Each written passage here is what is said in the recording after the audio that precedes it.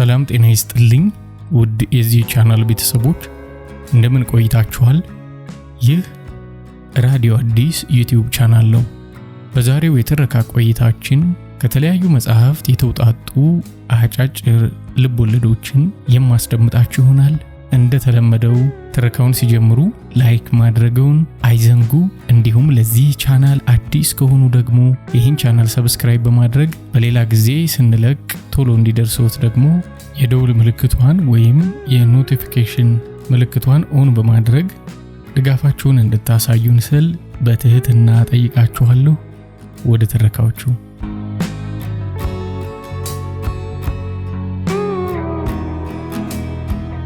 የመጀመሪያው ትረካ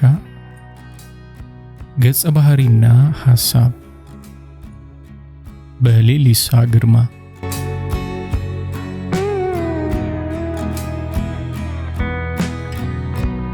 እሸቱና ኤስ የተዋወቁት እንደ አጋጣሚ ነው፣ ጫት ቤት። ትውውቁ እሸቱ አይዳን ካገኘ በኋላ ኤስም በኢትዮ ኤርትራ ጦርነት ግራ ደረቱ ላይ በድሽቃ ጥይት ተመቶ ካገገመና የመቶ አለቅነት ማዕረግ ሹመትን ካገኘ በኋላ ነበር። ከ5 ዓመታት በፊት የሚያውቀው ጓደኛውን ፍለጋ ወደ 5 ኪሎ ሰፈር ብቅ አለ። እንደ ቀሰስተኛ እየተጎተተ በጫት ቤቶቹ ዙሪያ በመሽከርከር ስለ አይነ ስውሩ ይጠይቅ ጀመር። በቁመትና በመልክ እየገለጸ የሚያውቀው ሰው እንዳለ ሲያፈላልግ የአመፀኛውን አይነ ስውር አድራሻ የሚጠቁመው እንደሌለ ተገነዘበ። ምናልባት ሀገር ጥሎ ሄዷል ወይንም ሞቷል ብሎ ገመተ። በልቡ ቅሬታውን ውጦ ማዘነ። ከነዚሁ 5 ኪሎ ከሚገኙ ጫት ቤቶች መካከል ወደ አንዱ ጎራ አለ። ድምፁን አጥፍቶ አንዱ ጥግ ተወሽቆ ከቅጠሉ ጋር እንደ ጠል የሚራገፈውን ሐሳቡን ማመንጀክ ያዘ።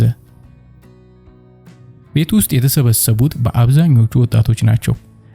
ወጣትነታቸው ብቻ ሳይሆን ንግግራቸው ከ5 ኪሎ የምሁራን አካባቢ አየር የተተፋ መሆኑን ያስታውቅባቸዋል። ንግግራቸው በምርምር የተሞላ ነው። ምርምሩ ግን ጤናማ አይደለም። ከመካከላቸው በእድሜ ትንሽ ከፍ የሚል በጥቂት ዓመታት ውስጥ መመለጡ የማይቀር አንድ ሰው ውይይታቸውን በአዋቂ አንደበት በጥንቃቄ ያነሳል። ሳይስማሙ ሲቀሩ ደግሞ ይጥላል እንጂ አያጣጥልም። ምርምራቸው ከርዕስ ወደ ርዕስ ቢዘልም የሚሰለች ስላይደለ ኤስ በአለፍ ገደም እያዳመጣቸው ነው። አንደኛው ወጣት ስለ ስራው ምርምር መግለጽ ጀመረ። ጫትን ካረቄ ጋር ፈርመንት አድርጌ የሰራውት መጠጥ ለስብሐት ገብረ እግዚአብሔር አቀመስኩትና በጣም ወደደው አለ። ንግግሩ ቀልድ እንዳልሆነ ግልጽ ነው። ጉራ ወይንም ምርቃናም አይደለም። በአኳኋኑ ያስታውቃል። በዙሪያው የተሰበሰቡት ጨበጡት። ገበያ ላይ ለምን አታወጣውም? ተሻምቶ የሚገዛ ስንት ፈላጊ አለኩ አለው አንደኛው። በዚህ ዘመን የቋቁቻ መድኃኒት ወይም የለምጽ መድኃኒት ወይም እጀሰብ አውደሰብ ምናምን አይደለም የሚያስፈልገው። ራሱን መርሳት ለሚፈልግ ትውልድ ከቴክኖሎጂ በበለጠ አደንዛዥ እጽ ነው የሚያስፈልገው። በገበያም ሆነ በፋይዳ ስኬታማ ትሆናለህ አለው ሁለተኛው። ኤስ ማድመጡን ቀጥሏል። የራሱን ሐሳብ ገታ ወይንም ለቀቅ እያደረገ ነው። ጭውውታቸው ለእርሱም ህመም መፍትሄ ነው። እሱ እየተሟገተ ያለው ሙሉ ለሙሉ ልሙት ወይስ አንዳች ተስፋ ላይ ተንጠላጥዬ ልትረፍ ከሚለው ከራሱ ሐሳብ ጋር ነው። ሐሳቡ ከልጅነቱ ዘመን ጀምሮ ወደፊትና ወደ ኋላ ይዋልላል። ጦር ሜዳ በረሃ ላይ ወስዶ ይጥለዋል። አንስቶ ከእናቱ ጋር ይኖርበት ወደ ነበረበት የጋዛንጂስ መንደር ይወስደዋል። በኋለኛውና በፊተኛው ማዕከል አንዱን መምረጥ ተስኖታል። በቆይታ ግን ከራሱ ሐሳብ ይልቅ የወጣቶቹ ጨዋታ የቤተኝነት መንፈስ ይፈጥርበት ጀምሯል። ከጥቂት ዓመታት በኋላ መመለጡ የማይቀረው ሰውዬ ስሙ እሸቱ መሆኑንና በስራው ደራሲ እንደሆነ ወጣቶቹ ከሚያወሩት ወሬ ደረሰበት። ወጣቶቹም ሆነ ደራሲው የሆነ መውጫ ፍለጋ ላይ ናቸው። በጠባብ ክልል ውስጥ የተዘጋባቸውና መውጫ የሚፈልጉ አንበሶች ነው የሚመስሉት። አለባበሳቸውንና የሰውነት ንጽህናቸውን ላስተዋለ፣ እንዲሁም በወሬያቸው መሃል የጎፈረ ጸጉራቸውን ሲነካኩ ለተመለከተ ሰው ግን ተስፋ የቆረጡ ናቸው ማለት አይቀርም። ገጽታቸው የተላበሰውን ቅርፊት ብቻ ለሚያስተውል ቅርፊት ተመልካች አንበሳ ሳይሆን አይጥ ሊመስሉት ይችላል። የተሰበሰቡበት ቅጽበትም አንበሳ እስሩን ሰብሮ ከመውጣቱ በፊት እንዳለው ሳይሆን አይጥ ወጥመዱን ባዘጋጀው ሰው ተይዞ ለማምለጥ እንዳለው መፍጨርጨር ተደርጎ ሊተረጎም ይችላል። ኤስ እውነተኛ ማንነታቸው ገብቶታል። እነሱም እንደርሱ ናቸው። አንድ አይነት ዘመን ውስጥ በአንድ አይነት መንፈስ ተዘግቶባቸው መውጫ የሚፈልጉ አንበሶች ናቸው። እነርሱም እንደርሱ የጀብድ ጥማት እንዳለባቸው መናገር አይከብድም። አይናቸው ያበራል፣ ጭንቅላታቸው ይሰራል። እሱ ትምህርቱን 11ኛ ክፍል ላይ ያቆመው ዋጋ እንደሌለው ስለተረዳ ነበር። እነሱ ይህን ለመረዳት ዩኒቨርሲቲውን ቅጽር መርገጥ አስፈልጓቸው ነበር። አሁን አንድ አይነት ደረጃና ቅጽበት ላይ ነው የሚገኙት። ደራሲውም ተመሳሳይ ነው። ተስፋ አለኝ ለማለት የሚሞክር ወገኝነት ቢኖረውም እውነተኛ ስፍራው ግን እዚያው ነው። እዚያው የዘመን እስር ቤት ውስጥ ኤስ ጨዋታቸውን ለመቀላቀል መቋመጥ ጀምሯል። ይቁነጠነጣል። እሱና እነሱ አንድ መሆናቸውን መግለጽ አምሮታል። አይነ ስውሩም እንደሱ ነው። ሁሉም የታሰሩበትን ቅጥር ለመስበር ካደረጉት የከሸፈ ሙከራ በኋላ እንደዚህ በመሰለ ቦታ ሳይቀጣጠሩ መገናኘታቸው ሳይታለም የተፈታ ነው። ከአይነ ስውሩ ጋር አድራሻም ሆነ ስልክ ሳይቀያየሩ ከዓመታት በኋላ ይገናኙ ነበር። አሁንም ቢሆን ተስፋ አልቆረጠም። እየተዘዋወረ ይፈልገዋል። አይቀርም ደግሞ ያገኘዋል። ጫትና ረቂው ግን ወደ ግራ መጋባት እንዳይዘምቱ ሌላ ንጥረ ነገር አብሮ መቀየጥ አለበት። ምን? ቃሪያ ወይስ በርበሬ አሉት። አሁንም እየቀለዱ አይደለም። የሀበሻን ሐሞት የሚቀሰቅሱ ነገሮችን ከምግብ ተራ ቁጥር አውጥተው ወደ መጠጡ ለመጨመር በመፈለጋቸው ነው። አሲድ በቂ አለን፣ ቤዝና አልካላይን ይገኙበታል። ጫቄ ብዬ ነው የሰየምኩት። አሁን ልቀላቅልበት የምፈልገው የቀረው ነው። አጨበጨቡለት። አንዳንዶቹ ጨበጡት። ኤስ አላስቻለውም። አስተሳሰቡና የእስር ጭንቀቱ ከእነሱ ጋር ተመሳሳይ ቢሆንም መፍትሄ ማጣታቸው በጥፋት መገለጹን ግን አልወደደውም። እና የሰራውን መጠጥ የጠጣ እንዲሞት ነው ፍላጎት አለ ጎርነን ባለ ድምፁ። የተናገረውን እንዳልሰሙ መሰሉ። መስማታቸው ግን በሁኔታቸው ያስታውቃል። ጫት ከግራ ጉንጭ ወደ ቀኝ ውሃ ጎንጨት፣ ሲጋራ ሳይስቡ ደጋግሞ አየር ማስወጣት ወዘተ። መጠጡን የጠጣ ምን እንዲሆን ነው ፍላጎት? እንዲሰክር፣ እንዲመረቅን፣ እንዲነቃቃ፣ እንዲያብድ? አሁን መስማት ጀምሯል። ወይስ ሞቶ እንዲገላገል፣ ወይስ ሀገር ጥሎ እንዲሰደድ? እኔ ኬሚስት ነኝ፣ አዲስ ግኝት ማበርከት እንጂ ግኝቱ ቢጠቅም ወይም ቢጎዳ ለኔ ጉዳይ አይደለም፣ አይመለከተኝም። ፍርጥም ብሎ ኬሚስቱ መለሰ። ኤስ እንደፈሩት መረዳት ችሏል። ከጦር ሜዳ ይዞት የመጣው የደም መሬት ቅርጽ ያለው ፊቱ ብቻ ሳይሆን የወታደር ደንብ ልብስ አድርጎ የቆየው ሰውነቱም የጦር ሰራዊት ግንባሩን እንዳልተው ይመሰክራል። አይዟችሁ፣ እኔ ጆሮ ጠቢ ጽላ ወይንም ምናምን አይደለሁም። እንደናንተው ነኝ። ጦር ሜዳ የነበርኩ መሆኔ አያውካችሁ። ሐሳባቸው ስለመሰጠኝ ሳዳምጣችሁ ነበር። ጥያቄ ያቀረብኩላችሁ ለዚህ ነው። ጥያቄ ተገቢ ካልመሰላችሁ ተውት። ሳትረበሹ ጨዋታችሁን ቀጥሉ። ወዲያው ፈታሉ። አራብሽር ተጫዋቺ እያሉ ኩበት በመሰሉ ከንፈሮቻቸው ፈገግታ ለገሱት። ጥያቄህን ድገምልኝ አለው ኬሚስቱ። ጥያቄውን ሳይሰማ ቀርቶ ሳይሆን ጥያቄው እስኪደገምለት ድረስ መልሱን ለማሰላሰል ነበር። ጥያቄ ወደ መፍትሄ እንሂድ ወይስ ወደ አስፈለገን የሚል ነው አላቸው ኤስ። መፍትሄ ማለት እንዴት አሉት። ሁሉም ከሚገባው በላይ ተመስጠዋል። መፍትሄ ስል ለምሳሌ እኔ ስለ ራሴ ብቻ የሚገደኝ ከሆነ ሀገር ጥዬ ወደ አሜሪካ መሄድ እችላለሁ። ለውጥ ለራሴ ሳይሆን ለሌላውም ከሆነ ግን ሀገር ጥዬ መሄድ አያዋጣኝም። እናም አንተ ያረቂ ጫት መጠጥህን ስትሰራ ለሁሉም ጥቅም ብለህ ነው ወይስ ለራስህ? ለራስህ ጥፋት ብለህ ነው ወይስ ለትውልዱ? እኔ መመራመር ነው ደስ የሚለኝ። ስመራመር በደረስኩበት እውነት መሰረት ደግሞ ትውልዱ ህመም ላይ ነው። ህመሙ ግን የሚድን አይነት አይደለም። ህመሙ ከአካል ጀምሮ የስነ ልቦና፣ የሐሞት መፍሰስ፣ የማንነት ማጣት፣ የኋላ ቀርነት፣ በትውልዶች መሃል ያለ መሰላል መበጠስ በጣም ብዙ ነው። መጀመሪያ ለዚህ ሁሉ ደዌ መድኃኒት ከማበጀት በፊት ህመሙ ማስታገሻ ያስፈልገዋል። እኔ ነው አቋሜ። በአስተሳሰብ እስማማለሁ አለ ኤስ። ከራሱም አንጻር ምላሹን ከመዘኑ በኋላ መጀመሪያ ህመምን መቀነስ ይቀድማል። ለራሱ እንኳን ህመምን ማዳን ቆይቶ የሚመጣ ነው። ለሁሉም አይነት ህመም መድኃኒት ማግኘት ግን ሩቅ ነው። ኬሚስቱ ቀጠለ። እኔ በአሁኑ ሰዓት የፈረንጆቹን ስልጣኔ ከመከተል ይልቅ ጥሩ ሙዚቃ ብሰማ ይሻለኛል። መረጋጋት እፈልጋለሁ። መረጋጋት ካልቻልኩ ደግሞ ማበድ ወይም መሞት። ሁሉም ተስማሙ ከደራሲው በቀር። እርሱም በረሃ መሆኑ የማይቀረው ጭንቅላቱን አሸት ካደረገ በኋላ የሚከተለውን አለ። እኔ ግን የምፈልገው ሐሳብ ነው። እስካሁን ለተሰሩብን የሐሳብ ስህተቶች ሁሉ ማርከሻና ፈውስ የሚሆን ሐሳብ።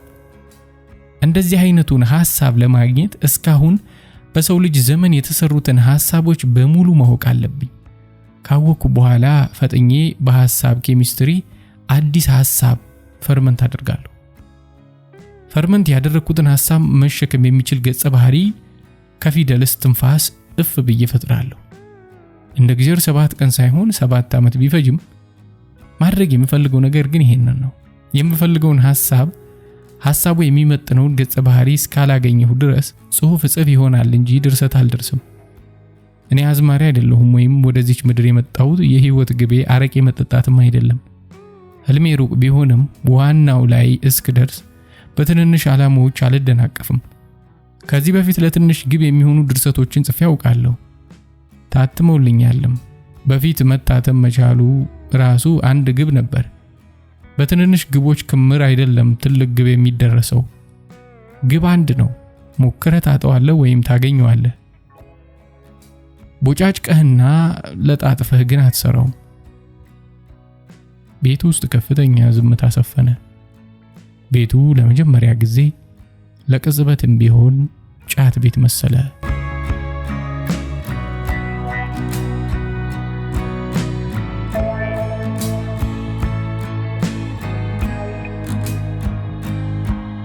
ሁለተኛው ደግሞ ብቻውን የበላ ብቻውን ይሞታል። ደራሲ ዮናስ ብርሃኔ። አብሮ የመብላት ባህል ከምግብና ያንን ከምናቁርበት ሆድ ጋር የማይነጣጠል መሆኑን ማንም አይጠፋው።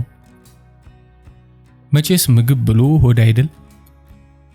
ነገሬን ላሳጥርላችሁና ይሄ ሆድ የምንለው ነገር ለሰው ልጆች መከራ፣ ስቃይና ፍቅር ማጣት መሰረታዊ ምንጭ ሆኖ ተሰማኝ።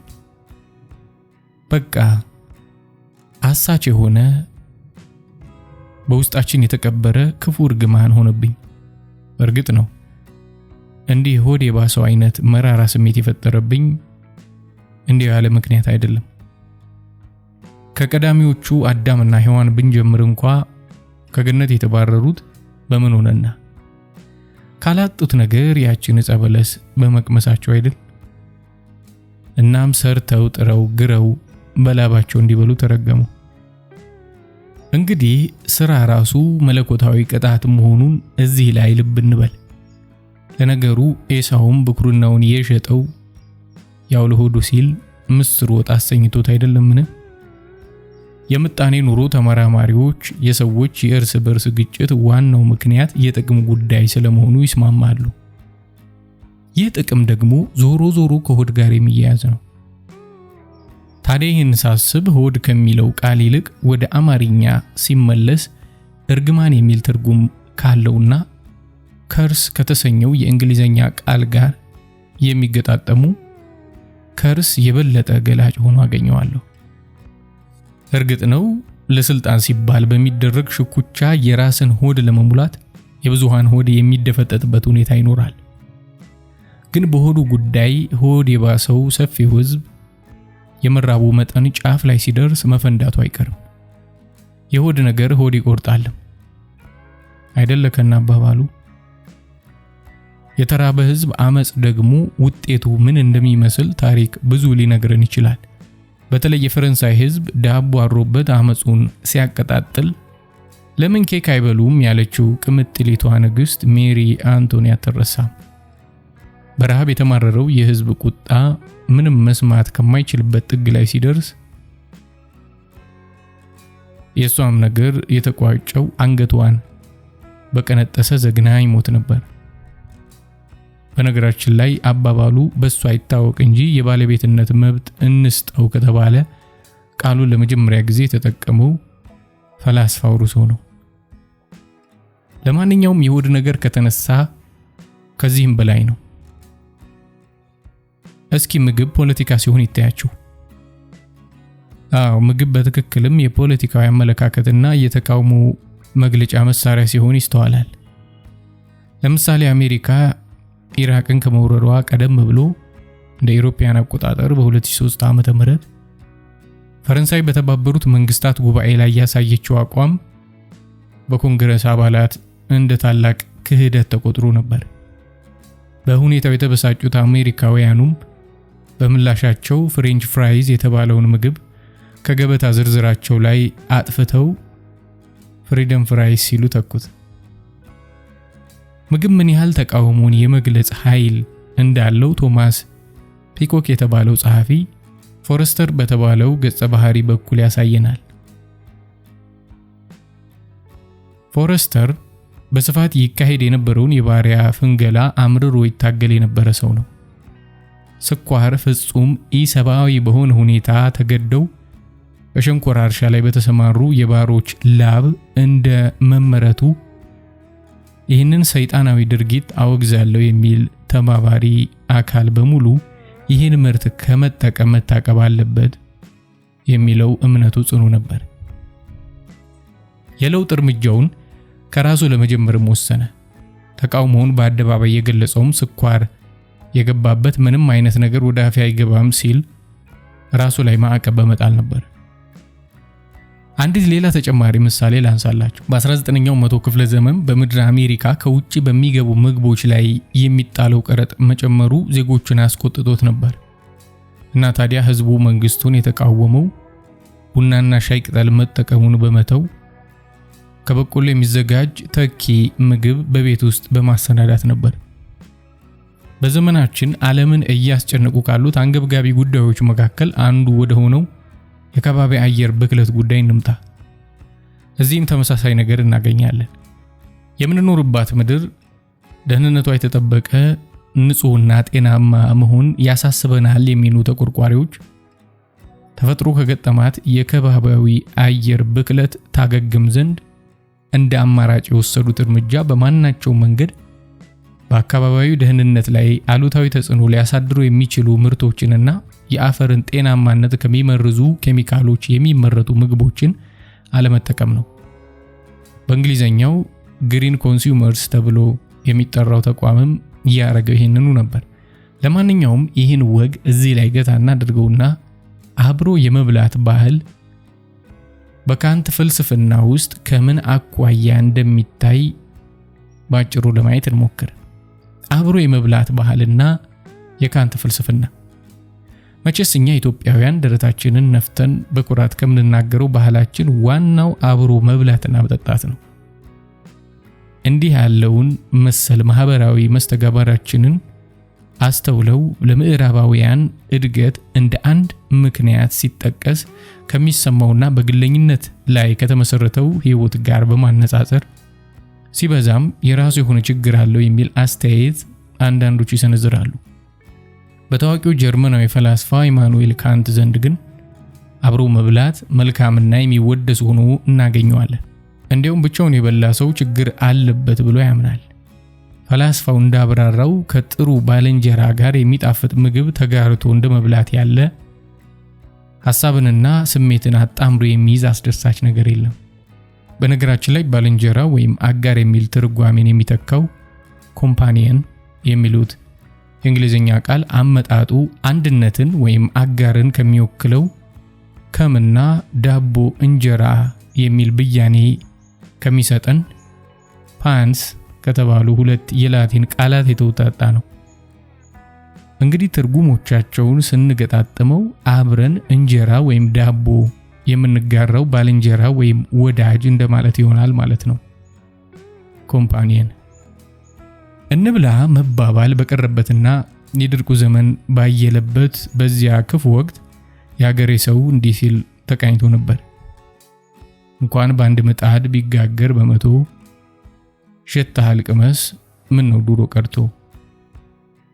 ብቻውን የበላ ብቻውን ይሞታል እንደሚባለው ካንትም ሁሌ ለብቻ መብላት ፈጽሞ ጤናማ እንዳልሆነ ያምናል። በተለይ ደግሞ መመራመር ለሚወዱ ሊቃውንትና የፍልስፍና ሰዎች አዘውትሮ ለብቻ መብላት ስሜት የማይሰጥ ብቻም ሳይሆን ራስን የሚያቆረቁዝ ስለመሆኑ ያብራራል። ሁልጊዜ ለብቻችን የምንበላ ከሆነ መመገብ በደስታ የምናጣጥመውና በውስጣችን ጥሩ ስሜት የሚዘራ መሆን ይቀርና ራሱን የቻለ አታካች ስራ እየሆነብን ይመጣል። ካንት እንደሚለው እንደዚህ ያለ ባህሪ የተጠናወተው ሰው ከባልንጀሮቹ ጋር በምግብ ዙሪያ እየተወያየ በመሃል እየተነሱ ከሚንሸራሸሩ ሐሳቦች ሊቀስም የሚችለውን ገንቢ ነገሮች ያጣል። ከዚህም ባሻገር ብቸኝነት ወርሶት ውስጡን ብቻ አዳማጭ ይሆናል። ይህ ደግሞ እሱን እስከተመቸው ድረስ ስርዓትና ግብረገብ ለሚባሉ ነገሮች ግድ እንዳይሰጠው በማስገደድ በጊዜ ብዛት ወደ ዋልጌነት ይቀየራል። በሌላ አማርኛ ሁልጊዜ ለብቻ ሆኖ መብላት ቀስ በቀስ ራስን እያቆዘቆዘ ከመሄድም አልፎ ጋጥ ወጥ ያደርገናል ማለት ነው። ካንት በስነ ሰብእ ስራዎቹ ውስጥ አያይዞ የሚያነሳው ተጨማሪ ነጥብ ተመሳሳይ የእውቀት ወይም የትምህርት ደረጃና አመለካከት ያላቸው ሰዎች በጋራ አዘውትረው መዋልና መብላት እንደሌለባቸው ነው። ምክንያቱ ደግሞ አስተሳሰብን ጨምሮ በብዙ ነገር ከሚመስለን የእውቀት አቻችን ጋር ደጋግመን የምንገናኝና አብረን የምንውል ከሆነ ከሱ ልናገኘው የምንችለው አዲስ ነገር አይኖርም። አብሮ የመብላት ጠቀሜታ ምግቡ ጣፍጦን እንድንበላ በማድረግ ወዳጅነታችንን በማጠናከር የተለያዩ ሐሳቦች በጠረጴዛ ዙሪያ እንዲንሸራሸሩ እድል በመፍጠር ብቻ የሚወሰን አይደለም።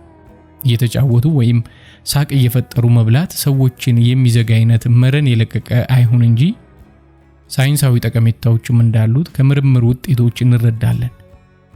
ዲያፍራም የተባለው በጨጓራና በሳምባ መካከል ያሉ ጡንቻዎችና አንጀቶቻችን ዘና ብለው እንዲሰሩ ያደርጋል። የዚህ ፋይዳ ደግሞ የበላነው ምግብ በሚገባ ተፈጭቶ ከሰውነታችን ጋር ይዋሃዳል ማለት ነው። በተቃራኒው ሁልጊዜ ለብቻ መብላቱ ከላይ ከተጠቀሱት አሉታዊ ጎኖች በተጨማሪ በጊዜ ብዛት ድርጊቱ ሲደጋገም ለራሳችን ብቻ ቦታ እንድንሰጥና እንድናስብ ይገፋናል። የኋላ ኋላ ለጤና ክፉኛ የመጨነቅ ስነ አእምሮአዊ ችግር ለሚፈጥረውና ሃይፖኮንድሪያ በመባል ለሚታወቀው ቀውስ አሳልፎ ይሰጠናል። ካንትም ቢሆን የዚህ በሽታ ተጠቂ ሆኖ ይሰቃይ ነበር። የምግብን ጉዳይ አንስተን ነጥለን ልናስቀረው የማይቻለን አንድ ነገር አለ፣ የጣዕም ጉዳይ። ምግብ ካለ ጣዕሙ አለ።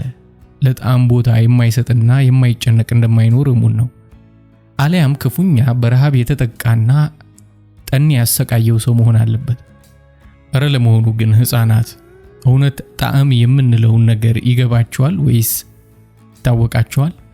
የሰው ልጅ በምክንያት የሚያስብ እንስሳ ነው ከተባለ ሰውን ሰው የሚያሰኘው ወይም ከእንስሳ የሚለየው አንደኛው ነገር ለራሱ የሚበጀውንና የሚጥመውን ምግብ የመምረጥ ጥበብ ባለቤት መሆኑ ነው። እንግዲህ ነገሩ ከዚህ አንጻር ስናየው ለጣዕም ቦታ የማይሰጥ ወይም ከጣዕም ጋር ያልተያያዘ ህይወት ያለው ግለሰብም ሆነ ማህበረሰብ ከሰብአዊነት ተርታ ለመመደብ ያስቸግራል። እስኪ ያስቡት፣ የሆነ ሰው ላዩ ላይ አልጫ ሽሮ፣ ማዮኔዝ፣ ዳጣና የተቆራረጠ ሙዝ የተደረገበት እንጀራ በፓስታ አቅርቦ በአናቱም የተበጠበጠ በሶ ደፍቶበት እንብላ ቢላችሁ ምን ይሰማችኋል? የአመጋገብ ስርዓት ወይም የባህልና ጣዕም የምንላቸው ነገሮች የሚመጡት እንግዲህ እዚህ ላይ ነው። እስኪኛም ከዚሁ ጋር አያይዘን ካንት ለዚህ ጉዳይ ምን ያህል ቦታ እንደሰጠ የምንረዳበትን ነጥብ እናንሳና እንመልከት። ቀደም ሲል ለመጥቀስ እንደሞከርኩት በምክንያት የተደገፈ ትንታኔ በማቅረብ አብሮ ስለመብላት ባህል ጠቀሜታ ጥብቅና የቆመው ካንት ለጣዕም የሚሰጠው ቦታም የተለየ ነው። እኛ ለስለስ ያለ ዶሮ ወጥ በጣም ይጥመኛል፣ የእንትን ቢራ ጣዕም ብዙ አይጥመኝም ወዘተ እንደምንለው ሳይሆን የጣዕም ነገር በካንት እሳቤ የተለየ ትርጉም አለው። ጣዕም የምግብን ወይም የመጠጥን ጥራትና ምቾት የምንለካበት ሚዛን ብቻ አይደለም፣ የአንድን ማህበረሰብ ስርዓትና ድንጋጌ ጭምር የሚያሳይ ራሱን የቻለ መመዘኛም ነው። ለምሳሌ የሆነ ሰው እንግዶች ቤቱ ጠርቶ ለመጋበዝ አሰበን በል። እንዳሰበውም የሚያሰናዳውን አዘገጃጀና ጠራቸው። ጥሪው የደረሳቸው እንግዶች በተደረገላቸው ግብዣ ከልብ እንደተደሰቱ ምግብና መጠጡም እንደተመቻቸው ከገለጹ የምንረዳው ነገር ይኖራል። ግብዣውን ያዘጋጀው ሰው ወዳጆቹ የሚጥማቸውን አይነት ምግብና መጠጥ መርጦ ማዘጋጀት መቻሉ አንዱ ሲሆን፣ ሌላው ደግሞ እንደ አክብሮትና እንግዳ ተቀባይነት ያሉ ከግብረ ገብም ሆነ ከማህበራዊ ስርዓቶች ጋር ተያያዥነት ያላቸው ነገሮች በአጠቃላይ ተቀባይነት ካለው ባህል ወይም ማህበረሰባዊ ድንጋጌዎች አንጻር የሚቃኝ እንደሆነም ነው። ከዚህ ጋር በማያያዝ በጣም ዙሪያ ይሰነዘሩ የነበሩ አስተያየቶችን አስመልክቶ ካንት በወቅቱ የሰነዘረውን አስተያየት እንደ መሸጋገሪያ እንጠቀምበትና በማስከተል በንዑስ ርዕስነት ወዳቀረብኩት አንድ ግሩም ታሪካዊ ገጠመኝ እንለፍ።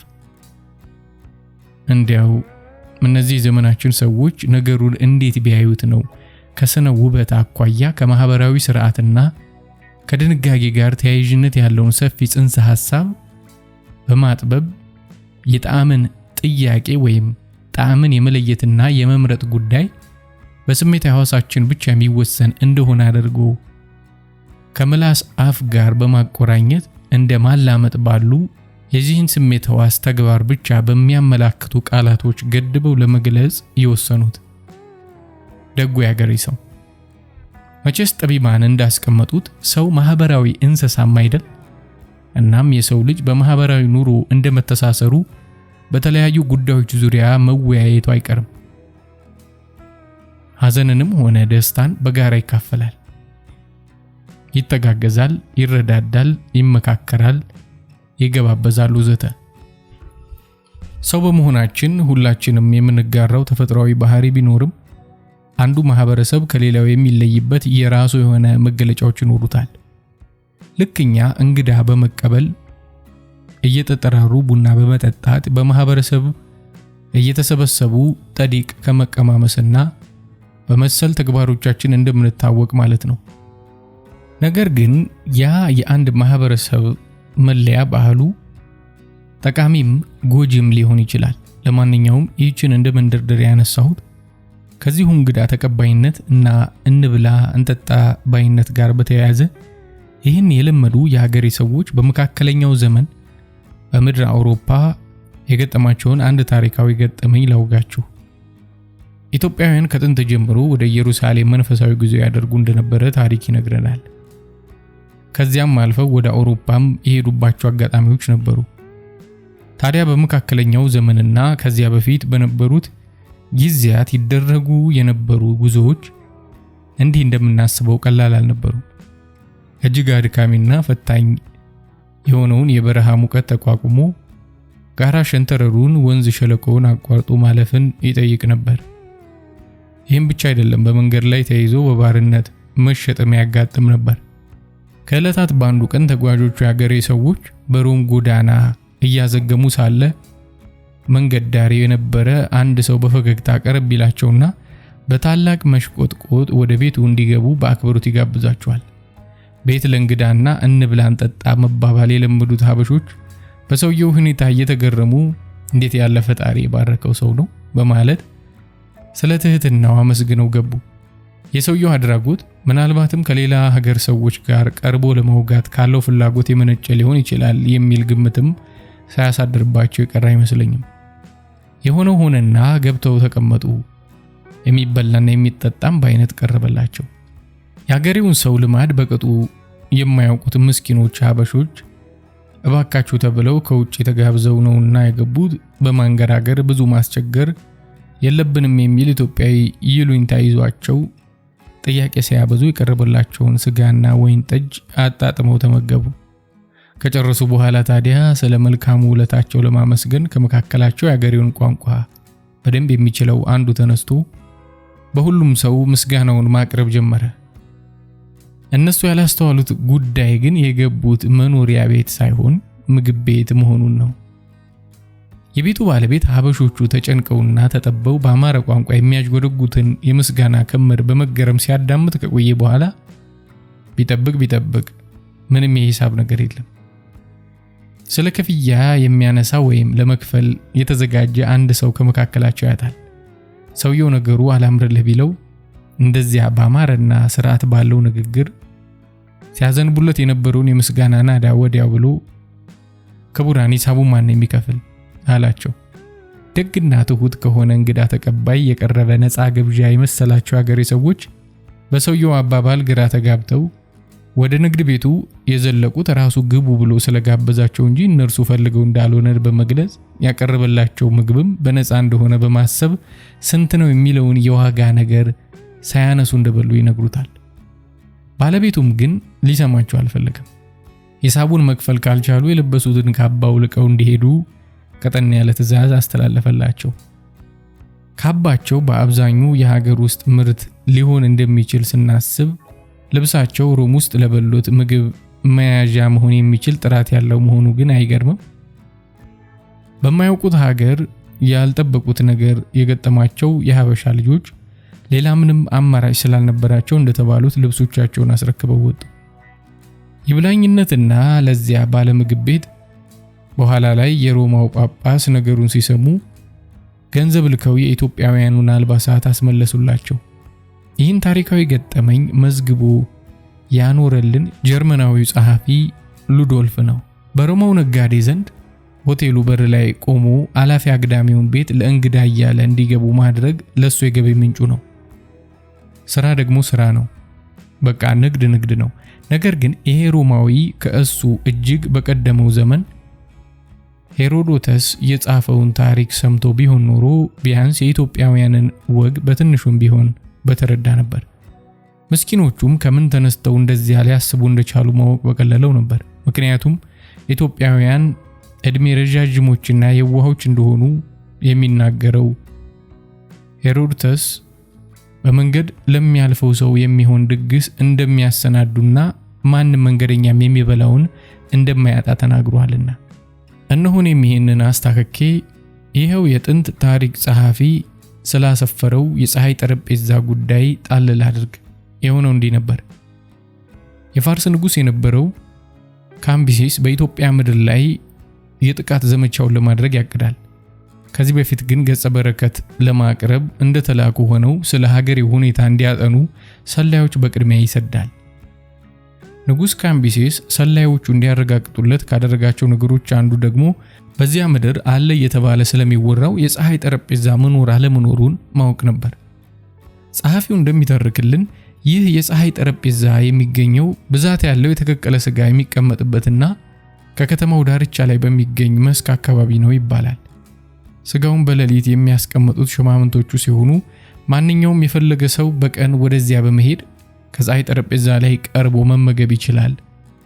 በአካባቢው በአፈ ታሪክ መልክ እንደሚነገረው ከሆነ ግን ስጋው የራሱ የምድሩ ገጸ በረከት ነው። እንግዲህ አስገራሚው የፀሐይ ጠረጴዛ ታሪክ ይህ ነው። የሰላዮቹ መጨረሻስ? ብላችሁ ተጠይቃችሁ ግን መጨረሻው እንዲህ ነበር። የኢትዮጵያ ንጉስ ሰላይነታቸውን አውቆባቸው አስመሳይነታቸውን ከነገራቸው በኋላ ለንጉሳችሁ የኢትዮጵያ ንጉስ የሚለግስህ ጥቂት ምክር አለው ብላችሁ ይህን ውሰዱለት በማለት ግዙፍ የሆነ ቀስት አውጥቶ ሰጣቸው። የፋርስ ሰዎች ይህን ቀስት ያለ አንዳች ችግር ለመገተር የቻሉ ጊዜ ያኔ የጦር ሰራዊቱን በደንብ አደራጅቶ መምጣት ይችላል። እስከዚያው ግን የኢትዮጵያ ልጆች የሰውን ሀገር የመውረር ሐሳብ ስለሌላቸው ፈጣሪን ያመስግን አላቸው ይባላል።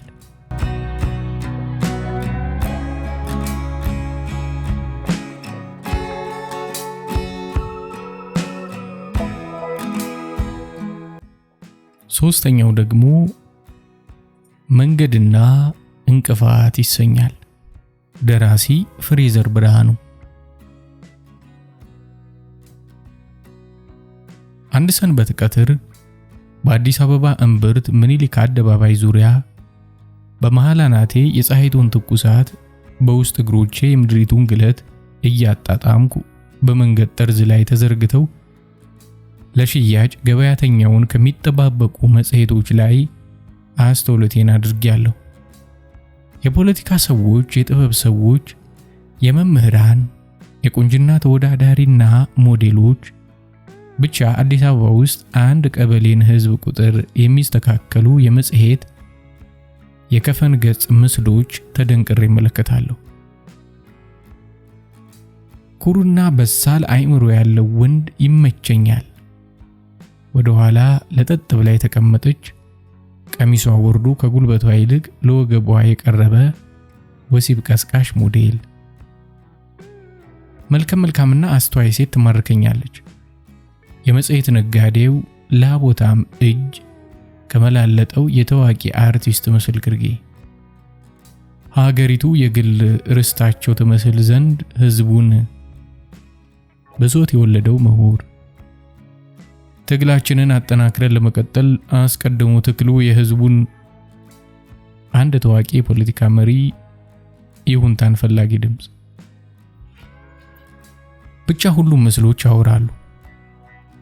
መልሶ መላልሶ የመጽሔቶቹን አቀማመጥ የሚያስተካክለው ነጋዴ ገበያ ለመጥራት የፖለቲከኞቹን ከረባት ማስተካከል፣ የሞዴሊቱን ብጣቂ ቀሚስ መግፈፍ፣ የምሁራኑን መነጽር መጥረግ ወዘተ ከየምስሎቹ ማድረግ ቢቻል ለመከወን ወደ ኋላ የሚል አይመስልም። አንዱን አንስቶ ሌላውን ሲጥል ለተመለከተው ሰው ከፍጥነቱ የተነሳ በመጽሔቶቹ ብቻውን ገባ ወጣ የሚሉትን የካርታ ቁማር የሚጫወት ያስመስለዋል። ብዙ አልዘለኩም። እግሮችን ከመጽሔቶቹ ንጣፍ ነቅዬ ወዳለምኩት የዩኒቨርሲቲ ውሎ አቅጣጫ መራኋቸው። የአስፋልት መንገዱን ግለት ከምንም ሳይቆጥር የሚነጉደው አዲስ አበባን ስመለከት በአንድ ወቅት የዮጋ ጥበብን ተክኖ በፍም እየተጠበሰ በሚግለበለብ መድረክ ላይ እየተረማመደ ጉድ ያሰኘኝን አንድ ሩቅ ምስራቃዊ አሰቡ። በደቡብ የተከተልናቸው የሚሊኒየም መታሰቢያ ችግኞች ለመጪው ትውልድ ካልደረሱለት ዮጋን መካን ግድ ይለዋል። በየመንገዱ የእግረኛ መጓዣ ጥጎች ዘወትር የሚያጅቡኝ ሳውንድ ትራኮች፣ ማጀቢያ ሙዚቃዎች ዛሬም አልተለዩኝም። የመንገድ ሳውንድ ትራኮች ስል የገለጽኳቸው ጎዳና ላይ ነጋዴዎች ዜማ አዘል ባትሪ 5 ብር፣ ጥፍር መቁረጫ በ4 ብር፣ አንሶላ በ30 ብር የሚሉ የማስታወቂያዎችን ማለቴ መሆኑን ልብ ይባልልኝ። እነዚህን ዜማዎች ልክ ሃይሎጋ ሽቦ እንደሚባለው የሰርግ ዜማ እያጣጣምኩ ታክሲ መሳፈሪያዬ ድረስ እሸኝባቸዋለሁ። ጉዞዬን ብዙም ሳልዘልቅበት አንድ ነገር ቀልቤን ስቦት ለደቂቃዎች አማትረው ዘንድ ግድ የሚል እርምጃዬን የገታ የአስተውሎት እንቅፋት ጭንቅላቴን መታኝ።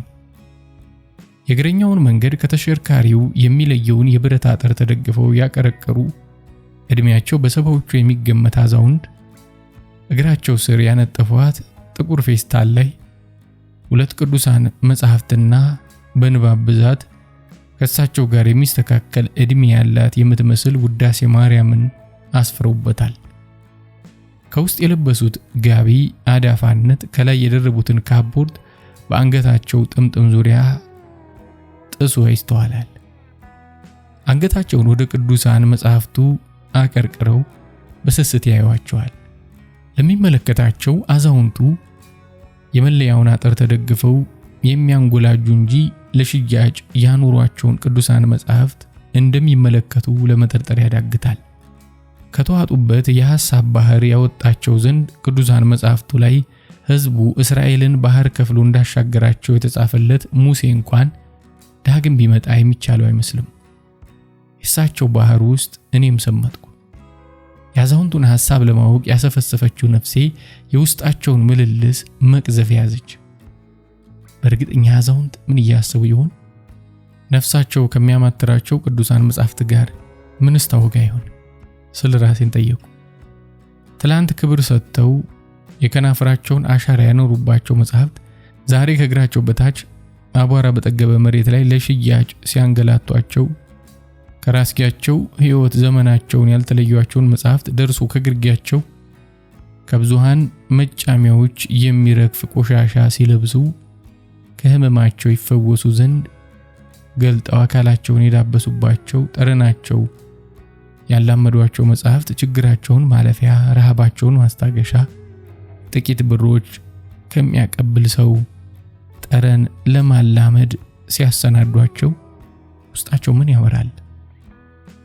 አበጀሁ ብሸጥህ ገዛሁህ እንጂ አልወለድኩህ። ደግሞስ ማንም በበተስኪያን ደጃፍ ይቸበችብ የለ። ሆድ ፍጠርልኝ ሳልለው ሆድ የሚሉትን በሽታ ፈጠረብኝ። አንዴ ሞልቶ ዝም የማይል በሽታ። ቁርጥማቴን ለማስታገስ የተጎዳው አካሌን እንደዳበስኩ ሆዴን አልዳበስብህ ነገር የማይድን በሽታ ሰጠኝ። አይኖቻቸው በስስት እየተመለከቱ ውስጣቸውን እልህ እየናጣቸው የምታወራው የአዛውንቱ ነፍስ የጋሽ ስብሃትን አቶ በሱ ፍቃድን አስታወሰኝ። 567 እያለ የሚጮኸውን አባት። እኚህን አዛውንት ከአቶ በሱ ፍቃድ የሚለያቸው ዝምታ ሸብቦት የብረት ከለላውን ተደግፎ ከሚቆዝመው አካላቸው አልፎ የሚሰማው የነፍስ ጩኸት መሆኑ ብቻ ነው። መላርክ ቢርበኝ ነው ከራስጌ አንስቼ ግርጌ አኖርኩህ፣ ከመዳፊያ አውርጄ መሬት ላይ ጣልኩ፣ ሸልሜ ሸላልሜ በክብር አኖርኩህ። ዛሬ ሲርበኝ አውጥቼ ብሸጥህ ይሁዳ የሚያስብለኝ ምኑ ላይ ነው? ይሁዳ ጌታውን ሲስም ክብር ሰጥቶት አልነበረም። እኔ ግን ስስምህ ክብር ነበረኝ። ይሁዳ ጌታውን ሲሸጥ ክብር አልነበረውም። እኔ ግን ከእግሬ በታች ለሽያጭ ባኖርህም ክብር ግን አለኝ። ከሸጥኩህም በኋላ ክብር ይኖረኛል። ጸጸት ያዘለ አስተያየት መልሰው መላልሰው መጽሐፍቱን እየቃኙ ስንት ነው? ከጧቱበት ሐሳብ ያናጠባቸው የሸማች ጥያቄ ነበር። ስንት ይመስልሃል? አንገታቸውን እንዳቀረቀሩ መልሰው ጠየቁት። ነጋዴው እርሱ ሆኖት እኮ አባት። ትህትና የተሞላ ወጣት እንደሆነ ምላሹ ጠቆማቸው። የሆድ ዋጋ ልጄ የጠኔ ማስታገሻ ነው ዋጋው። አልገባኝም አባት። ህሊናን ሞግቶ የረታ ጠኔ ዋጋው ስንት ነው የኔ ልጅ? እኔ እንጃ የኔ አባት። ግፋቢል አንድ እንጀራ በሽሮ ጥርጣሬ የሚያስተውልበት ምላሽ ለገሳቸው። አልሳትክም ልጄ አልሳትክም። የተረታውስ ህሊና ምን ያህል ያወጣል? ህሊናማ ዋጋ አይተመንለትም። አየህልኝ ዋጋ የማይተመንለትን ህሊና በእንጀራና ሽሮ የሚደልለው ሆድ የሚሉት ርካሽ ነገር ሞልቶ አየህልኝ ዋጋ የማይተመንለትን ህሊና በእንጀራና ሽሮ የሚደልለው ሆድ የሚሉት ርካሽ ነገር ሞግቶ ሲረታው ለሆድ ዋጋ ህሊና ለሽያጭ ሲቀርብ አላስተዋልህም ልጄ? ይበልጥ ግራ እንደተጋባ ጨፍገግ ፈታ የሚለው የፊቱ ገጽታ ያሳብቅበታል። አትሽጥ የሚለኝ የህሊናዬን ሸጠህ ሙላኝ የሚለኝ ከርሴ ረታው። አንድ እንጀራ በሽሮ ስንት ይገዛል ዛሬ? አዛውንቱ አከሉ። ከ15 እስከ 20 ብር። በል 15 ብር ክፈልና ውሰድ። ወጣቱ ከቀኝ የሱሪ ኪሱ ከመዘዛቸው የብር ኖቶች 2 ባለ 10 ብር ለየና ወደ አዛውንቱ ሰነዘረ። አዛውንቱም በዝግታ የብር ኖቶቹን ከእጁ ተቀብለው ካቀረቀሩበት ቀናሉና መልስ አልጨረሱለትም። ወጣቱ አረማመዱን ፈጠን ፈጠን እያደረገ ጥሏቸው ሄደ። የተባረከ እግዚአብሔር ባረከው። መርቀው ሳይጠግቡ ስንት ነው አለ ሌላ ወጣት ሸማች። አይሸጥም የኔ ልጅ አይሸጥም። እና ሽሮ ወይስ ጌሾ ያሰጣ መሰለ? መጽሐፍ ቅዱስን ያህል ነገር ፀሐይ ላይ የምታሰጣው? በተቆርቋሪነት ስሜት እየተቆጣ ረሃቢስት ለእኔ የሰጠኝን ጠኔ ያድልህ አሉ አዛውንቱ ከፌስታል ምንጣፍ ላይ መጽሐፍቱን እየሰበሰቡ። ምን አልክ አለ ወጣቱ። ሌላህን አሽጦ የሚያሳድር ሆዲስትህ ከሆድህ የማይሟገት ስስ ህሊና ያድልህ።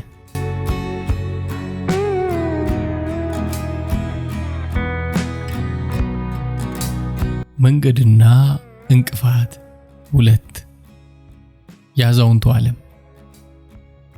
ደራሲ አሁንም ፍሬዘር ብርሃኑ። መንገድ ላይ ነኝ። ይህ መንገድ ከቤቴ እንዳወጣኝ ወደ ቤቴ መልሰኝ ዘንድ እኔን መሰል የመሸበት መንገደኛ ይዞ ለመክነፍ ከሚያኮበኩብ ታክሲ ጋር አገናኝቶኛል። ጳውሎስ ዮሐንስ ፒያሳ። አባቱ ፒያሳ ነሽ? አንድ ሰው። ወደ ውስጥ ዘለኩ። በመጨረሻዋ መቀመጫ የግራ ጥግ ላይ ተቀመጥኩ። አላፊ አግዳሚውን የከተማ ነዋሪ ያየው በግል ጉዳይ መቆዘም ጀመርኩ። ረዳቱ እኔ ከተቀመጥኩበት አግዳሚ መቀመጫ ቀደም ብሎ በሚገኘው ላይ ከአንድ አዛውንት ጋር ተጋርታ የተቀመጠችበትን ጉብል ዘግይተው የመጡ አንድ አዛውንት ቦታዋን ተቀይርላቸው ዘንድ ትብብር ጠየቀ። እሙዬ ትተባበሪያቸው? አረ ምንም ችግር የለም። ፈገግታ በተሞላው ገጽታዋ ይሁንታዋን ገለጸች። እኔ የተቀመጥኩበትን ረድፍ ተሻግራ እሷም እንደኔው ጥጓን ይዛ ተቀመጠች። አዛውንቱ ምርቃታቸውን እያዥጎደጎዱ ወደ ታክሲው አዘልቀው ቦታቸውን ያዙ። ረዳቱ አሁንም ይጣራል፣ እሳቸውም ይመርቃሉ። ዮሐንስ ጳውሎስ ፒያሳ። ተባረኪ ከፍ ያርግሽ። ዮሐንስ ፒያሳ ዮሐንስ። የኔን እድሜ ይስጥሽ፣ የማያልቅ እንጀራ ያድልሽ። ከታክሲው በራፍ ወዲያ ረዳቱ ይጣራል። ከታክሲው በራፍ ወዲህ አዛውንቱ አክባሪያቸውን ጨዋ ኮረዳ ይመርቃሉ። ከበራፉ በስቲያ መንገደኛ ጥሪ ያዳምጣል። ከበራፉ መለስ ተሳፋሪ መንገደኛ ምርቃት ይሰማል። ጥሪው የሚመለከታቸው ጥንዶች በኔና በምርቃት በተንቆጠቆጠችው ወጣት መካከል ተቀመጡ። ታክሲው ሞላ። የአዛውንቱ ምርቃት ግን አሁንም አልተገታም። ወጣቷ አሜን ማለት የደከማት ይመስላል። ጉዞ ተጀመረ። የአዛውንቱ ረጅም ምርቃት ረጅሙ መንገድ ሲጀመር ተገታ። ታክሲው በመንገድ እድሳት ምክንያት በተቀየሰ አዲስ የትራፊክ መስመር ለመጓዝ የቀድሞውን መንገድ አቋርጦ ጨለማ በወረሰው መንደር ሰንጥቆ ይሄዳል። አዛውንቱ ቀደም ሲል ከወጣቷ ተጎራብተው ወደ ነበሩ ሌላ አዛውንት ፊታቸውን መልሰው ጉሮሯቸውን ሞረዱ። ስሙ ጌታዬ፣ ይሄ መንግስት የሚያፈርሰው መንገድ እኮ ጉድ አፈላብን። ታክሲው ሁሉ በየጎራንጉሩ እየተጓዘ ቤት ይሄድ ቤት ሳናውቅ እንደርሳለን። በፊት በታክሲ ውስጥ እየተጓዝን የምንሳለማቸውን ደብራት እንኳን እንዳናያቸው እኮ ነው ያደረገን። እንዴ ቆይ ይሄ መንግስት ከክርስትና ጋር ምንድነው ጠቡ? ምሬት የተቀላቀለበት የዋህ ንግግራቸው እኔንም አድማጩንም አዛውንት ፈገግ አደረገን። ያው መቼ ስለኛ አይደል መንገዱ፣ ደብሩንም ቢሆን በእግር ሄዶ መሳም አልከለከለ። የዋህነታቸውን ያገናዘበ ምላሽ አዛውንቱ ለስለስ ባለ አነጋገር አበረከቱላቸው። እሱስ ትክክል ኖት። ስሙ፣ እኔ በእድሜ ዘመኔ 3 መሪዎችን አይቻለሁ። ሁለቱን በአካል አውቃቸዋለሁ። መለስ ከሚባለው ጋር ብቻ ነው ያላወጋሁት። ለነገሩ እሱንም ከሰሞኑ አግኝቼው ብለው ሊቀጥሉ ሲሉ የተጎራበቷቸው አዛውንት ደማቅ ሳቅ አቋረጣቸው። አርፏል እኮ እሱ፣ አልሰሙም እንዴ? የሳቃቸውን ምንጭ በጥያቄ እየጠቆሙ። ኧረ ይተውኝ፣ ስሙ፣ ነገሩ ወዲህ ነው። በየንግግራቸው መሃል ሰሙ ካላሉ እየተደመጡ አይመስሏቸውም። ወዴት? ሰሙ ሰውየው አልሞተም። ይሄ ነገስታት ህብረት በሚሉት ማህበር ውስጥ መሪ እንዲሆን ስለተፈለገ ሰውረውት ነው። በቴሌቪዥን ቢሆን አልሞተም እያሉ ሲያወሩ አልነበር እንዴ? እኔ እንደሰማሁት የመሪዎቹን ህብረት ሊመራ ነው አሉ። አዩ፣ መሪዎቹም እኮ አንድ መሪ አላቸው። እሱማ ፈጣሪ ነዋ። ለአዛውንቱ የምልከታ ቅንነት ከሌላው አዛውንት ተጨማሪ ምላሽ ተቸረ። ፈጣሪ ለመሪዎች ህብረት መሪ የነበረውማ በጃንሆይ ጊዜ ነው። አሁን ግን መለስ ተመርጧል የሚባል ግድ የለቱም። ቅርብ የሆነ ሰው ነው የነገረኝ። የአዛውንቱ ሙገታ ወጋ ነሱ ብለው ምላሽ ሲሰጡ ለነበሩት ሌላው አዛውንት ጉትጉታ ሆነባቸው መሰል። ፊታቸውን አንዴ ወደ መስኮቱ አንዴ ደግሞ ሳያቋርጡ ወደሚቦጠለቁላቸው አዛውንት እየመለሱ በቸለተኝነት ስሜት ያዳምጡ ጀመር። ሰሙ አሉ። መልስ የለም። ሰሙኝ ወይ? አዎን። እየሰሙ መሆናቸውን ለማስረገጥ መለሱ። ምን አልኩ? መስማት አለመሰማታቸውን የተወራረዱበት ይመስል ጎተት ባለ አነጋገር ጠየቁ። ሰሙኝ ወይ ሲሉ ደገሙና ቀጠሉ። ይኸውልዎ በጃንሆይ ዘመነ መንግስት ህዝብ አሉባልታ ያናፍስ ነበር እና አልዎ አንድ ቀን ጃንሆይ ያስጠሩኝና ምን አሉኝ መሰሎት? እንዴት ነው ይሄ ህዝብ እኔን ይወደኛል ወይስ ይጠላኛል ሲሉ ጠየቁኝ። እኔ ወንድሞ ታዲያ ጃንሆይ የልቡን እንጃ እንጂ ህዝቡስ በአፉ ይጠላውታል ብላቸው አንገታቸውን ነቅንቀው አንተ አልክ እንጂ ህዝቡስ ይወደኛል አሉኝ።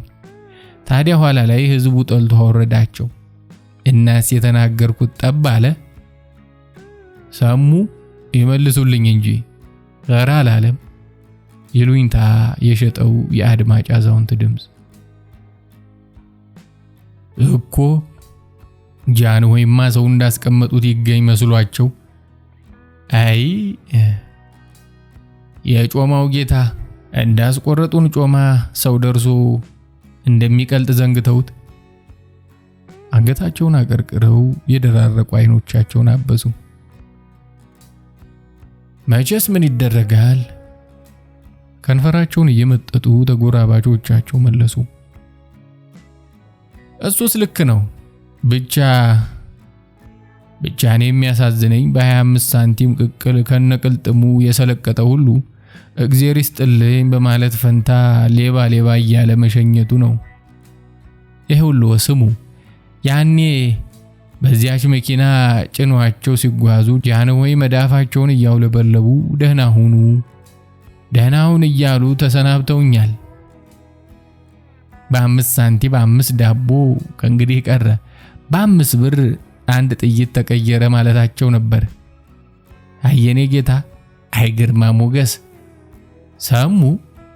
አሁን እንደው ይሄ መንግስቱ የሚሉት ንጉስ ነፍሱ ይማራል። እንደው ምን ከፋኝ ብሎ ይሆን እንዲያ ማድረጉ? ያው አገዛዞ ትክክል አይደለም ብሎም አይደል ያን ያደረገባቸው። ያዛውንቱን ስሜት ለመጋራት ዜማ አዘል ቃል ከሌላኛው አዛውንት ወጣ። ለፈረደባቸው ሁሉ ይብላኝለት እንጂ እሳቸውስ ወደ ተሻለው ቦታ ሄደዋል። ይብላኝ ለመንግስቱ። እሱስ ልክ ብለዋል። እኔስ እንዲያው ያን በጣሊያን ወረራ ጊዜ በስደት ሳሉ የሚጥፉልኝን መቼም ቢሆን አልዘነጋውም። ከንፈራቸውን መጠው ቀጠሉ። ምናሉ ይመሰልዎ ሰሙ? ጣሊያን ኢትዮጵያን ለመውረር የፈጀበትን ዘመን ያህል ለቆ ለመውጣት አይፈጅበትምና በርታ፣ እንዲያውም በምን ቀን ነው አዲስ አበባ የገባው ብሎ የወረረበትን ቀን ካረገመ ጃንሆይ ምን አለ በለኝ ብለውኝ ነበር። አልሳቱም። አይ ጃንሆይ። ተጎራባቻቸው አዛውንት የአዛውንቱን ወግ ማመን የከበዳቸው ቢመስሉ ሰውየው ለጃንሆይ ያላቸውን ፍቅርና ከበሬታ ለገለጹበት ስሜት አፋቸውን ለመክፈል ነፍሳቸውን ይማር አሉ። ሰሙ? አንድ ሚስጥር ልንገሮ። የአዛውንቱን የማዳመጥ ይሁንታ ሳያገኙ ምስጢር ያሉትን ያውጉ ጀመር። ህዝቡ ጃንሆይ ሞተዋል እያለ የሚያወራው ውሸት ነው። ነገሩ ሌላ ነው። እዚያ በስደት የሄዱበት ፈረንጅ ሀገር ያለችው ንግስት አንተ ብልህ መሪ ነህ፣ ስለምን እዚህ ሆነ አታግዘኝም ስትል ጠይቃቸው ነበር አሉ። ጃንሆይ ግን ህዝቤን ለማንጥቼ ብለው ወደ ሀገራቸው ተመለሱና አሉ ለመንግስቱ ይህንኑ አማክረውት ኖሮ በድብቅ ወደ ንግስቲቱ ሸኝቷቸዋል ነው የሚባል። የቅርብ ባለሟላቸው ነው ይህን ምስጢር ያጫወተኝ። ጃንሆይ እንደው ትንሽ እንደኔና እንደርሶ ሸምገል ብለዋል እንጂ በቀረስ ደህና ናቸው አሉ። እንደውም እዚያ ሆነው ለኢትዮጵያ ብር ይልካሉን የሚባል። ጃንሆይ ስሞት ሀገር ምድሩ ልጆቻቸውም ጭምር ግራሞት የወለደው ፈገግታቸውን አክለው ሊሰነዝሩ የጀመሩትን ሳይጨርሱ ካፋቸው ነጠቋቸው። የስሙኝማ እንጂ እሱ ውሸት ነው አሉ። የቅርብ ወዳጃቸው ነገረኝ እያልኩ እንዴት ያለ ነገር ነው? ሰው ለሐሰት ወሬ ደግሞ ማን ብሎት? ይሄው መንግስቱም ከሀገር ሸሽቶ ሄዷል እያለስ ያወራ የለም እንዴ? ታዲያስ መንግስቱማ ዚምባብዌ የሚባል ሀገር ነው ያለው። ተጎራባቹ መለሱ። ይሪጎዲያ ሰሙ? እዚህ ሆነ ያለ። እንዲያውም በእደም ለታግኝቸው ሰላምታ ከተለዋወጠን በኋላ አንድ ጋሻ አጃግሬው በጆሮ 10 ብር እንዲሰጠኝ ነግሮ ጋሻ አጃግሬውም አባት ጠጅ መጠጫ ተሆኖታለች ብሎ 10 ብሪቱን ሰጥቶኛል። ወደፊትና ወደ ኋላ እየሰደዱ የሚመልሱት መዳፋቸው የተዘረጋ ሌላ መዳፍ ቢያገኝ ለመሃል ላይ ይመታል። ከተጎራባቹ አዛውንት ቃል ጠፋ። ፊታቸው መደመምን ተላበሰ። የእድሜ አቻቸውን ወግ በችልተኝነት ማድመጥን የመረጡ መሰሉ። እኔም የአዛውንቱ ንግግር ቅን የሆኑብኝ ባህር ማዶ የተሻገሩትን ንጉስ፣ ያልተሰደደውን መንግስቱ፣ ያልሞተውንም መለስ በአይነ ህሊናዬ እየሳልኩ ቤት ደረስኩ። በቴሌቪዥን መስኮት ውስጥ ተተኪው ጠቅላይ ሚኒስቴር ለምክር ቤት እንደራሴዎቻቸው ንግግር ያደርጋሉ። የጠቅላይ ሚኒስትራችንን ራዕይ ለማሳካት ፖሊሲው በተለይ በምዕራቡ ዓለም ባሉ እንደ እንግሊዝ በጋዜጠኝነት ሽፋን ሽብርተኝነትን በኢትዮጵያ ይህኔ በድንገት ያልሞቱት የቀድሞ ጠቅላይ ሚኒስቴር ይመለኩ የነበሩት የኢትዮጵያ የመጨረሻው ንጉስ እዚሁ ያሉት የደርጉ መሪ ሁሉም ፊት ድቅናሉ።